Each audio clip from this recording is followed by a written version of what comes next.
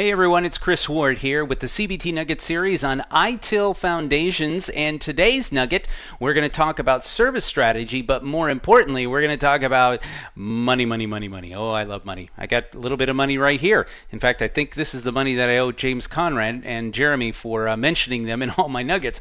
But in financial management, what we're going to be discussing is all about how we can figure out the price of those services that we are going to be offering, the value of those services, but also balancing that against the cost of delivering those services to our end customers. So let's take a look at that in today's nugget.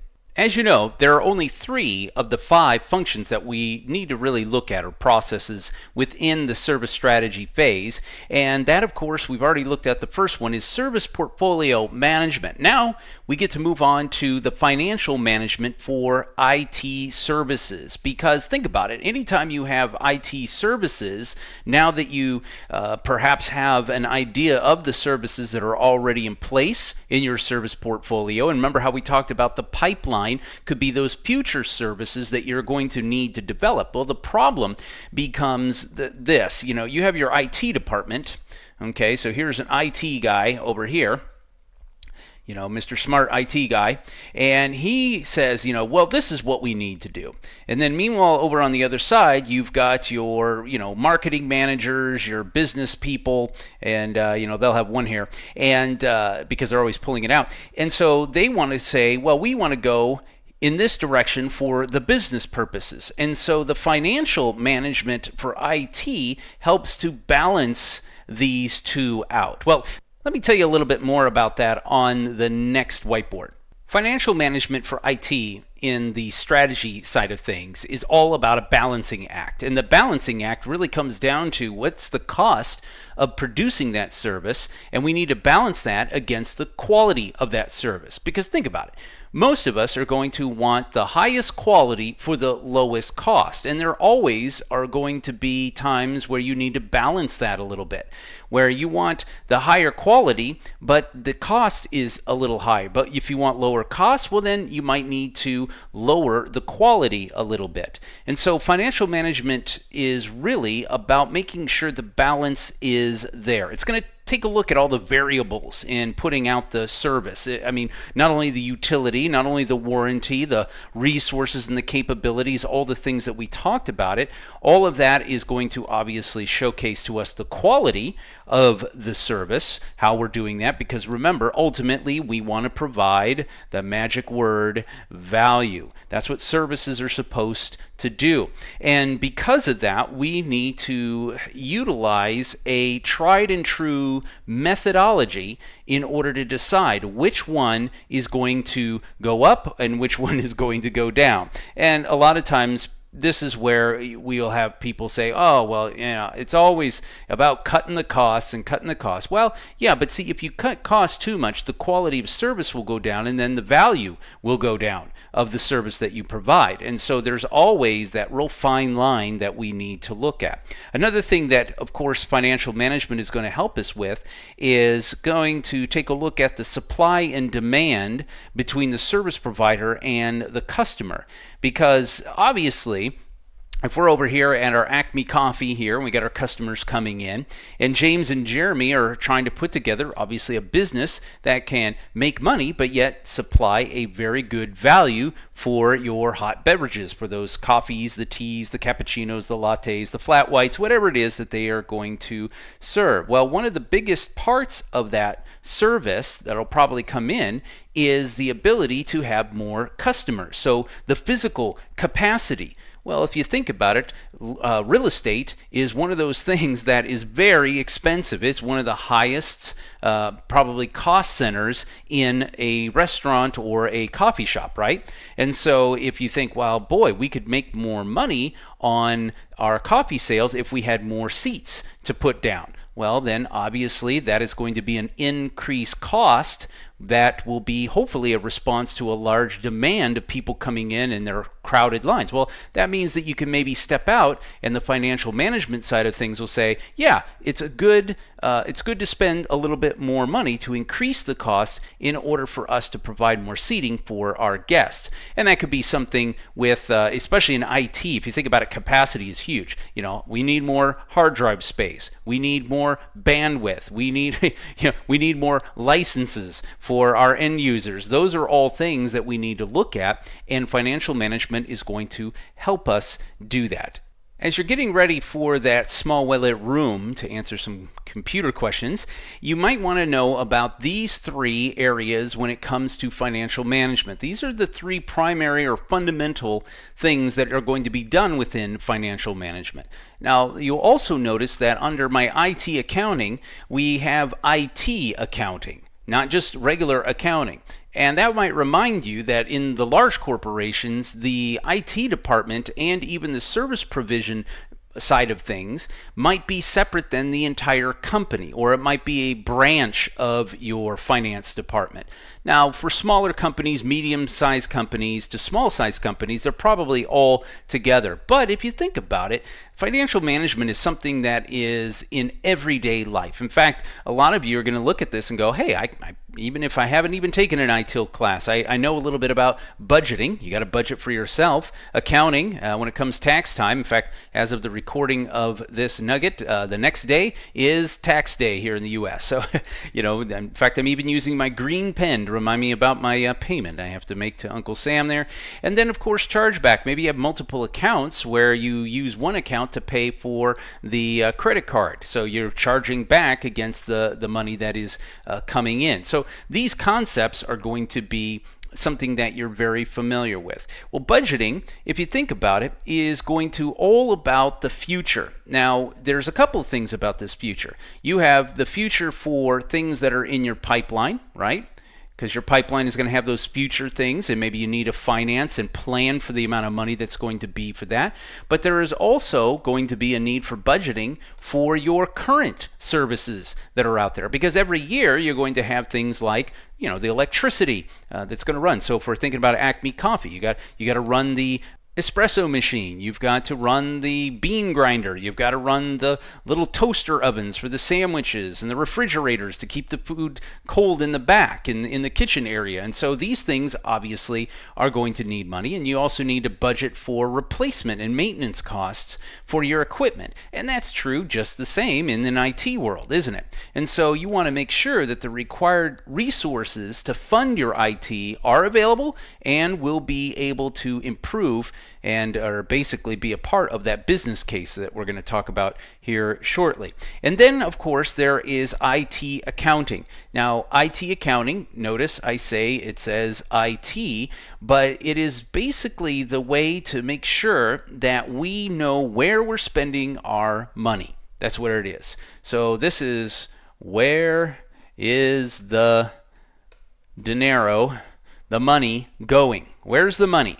Show me the money, basically. We need to see where the money is going. And what we're going to do is then we can take the costs and then we can group these costs into certain areas to see what part of our providing or provision of services is costing the most money. We can also then say, well, we need to balance a little bit more money over here. We were a little short here, but yet we hadn't spent as much as we thought over here. So this is a good way to take a look at your budget and then make any adjustments as necessary. Accounting, according to the Service Strategy book, is the process responsible for identifying the actual costs of delivering the IT services compared with the budgeted costs and managing what is known as variance.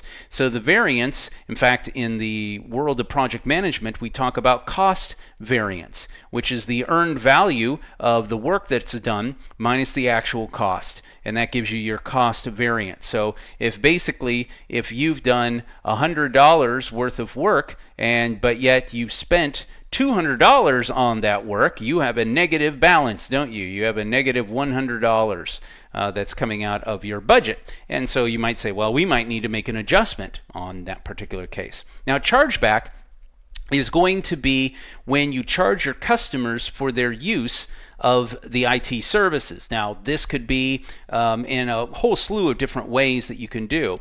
Basically, you can, in the way of your main customers. Now, you have to remember defining your customers.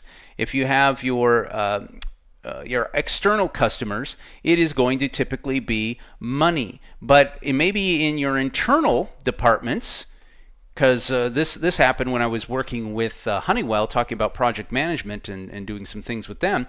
We talked about how in their divisions they actually build, obviously, devices and resources for other divisions, and they actually have invoices, and the money needs to show. Now, does the actual money change hands within the company? In certain cases, it might or might not. That is called, by the way, if it doesn't, that is something called notional accounting. Basically, you just make a note of it if you want to think about that. So a notional accounting is basically where money really doesn't change hands.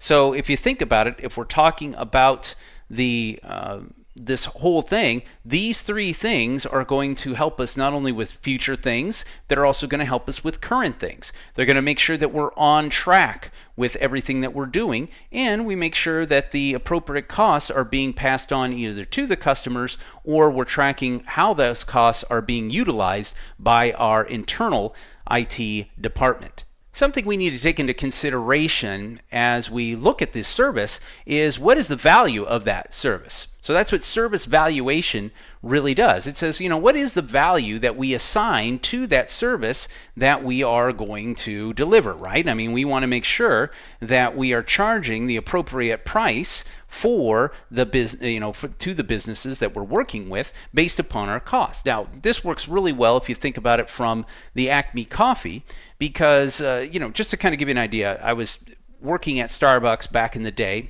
and one of my customers was talking to me about the price of coffee, and he says, man, I got to kick my $4 a day habit of a cup of coffee. I said, well, actually, coffee itself is only $2.50. At least back then it was, for a grande cup of drip coffee. I said, where it gets more expensive, the $4 to $5 ones, are going to be your lattes, your cappuccinos, things like that. And there's a good reason. This is basically just utilizing the drip system as well with just coffee. That's pretty much it. So water, coffee beans, boom, you're done. And the cup. And cups are very inexpensive. But when you start jumping over to a latte, you get into milk. And if you want a vanilla latte, that's syrup. And then let's say you got the espresso. Obviously, you got that, and that can sometimes be a little bit more pricey. And not only is it not just a drip system, you're using an espresso machine. That is very pricey, especially the professional grade ones that you see. In fact, a coffee organization here in the Phoenix area at Liberty Market, they actually have an Italian one that was back in the 60s, I think, and they brought it over here. Really expensive.